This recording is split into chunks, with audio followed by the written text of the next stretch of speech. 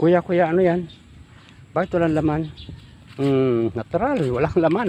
Wala ka nakikitang laman yan kasi yan ay luya. Ay, luya ka na naman. Paano ba naman yan? Puro na lang ba ang galaw mo ko? Puro luya? Ay, hindi. Teka, kikwento ko sa iyo ang dahilan ng bakit ako mahilig sa magtanim ng luya. Ito, kikwento ko sa iyo. Ang luya ay parang savings. Kapag umabot yan ng 1 taon, okay lang yan. Ngayon, kasi ang luya kapag pinabayaan mo lang siya, hindi na baling gugulang siya. Kapag gugulang siya kay yung pakinabangan, hindi katulad ng iba. O pag gumulang na, wala na, tinatapon na yan. O katulad ng isang okra, pag gumulang na, ayaw na ng iba, ayaw na ng tao. O pipilian pa nila kung sino, kung alin-alin yung gusto nila. Pero yung luya, habang lumalaki, yan, tanda mo yan. Tanda mo yan. Kaya yan ang dahilan kung bakit ako nagtatanim ng luya. Kaya kayo, gusto nyo magtanim ng luya, eto na, sundan nyo na lang ako.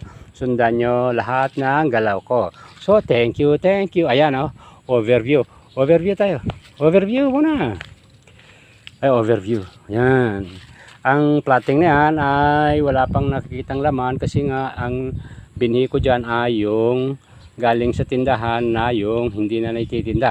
Binibili ko yan ng mura, kaya doon ako makakatipid ng kaunting halaga. So thank you, thank you. Thank you, thank you. Thank you, thank you.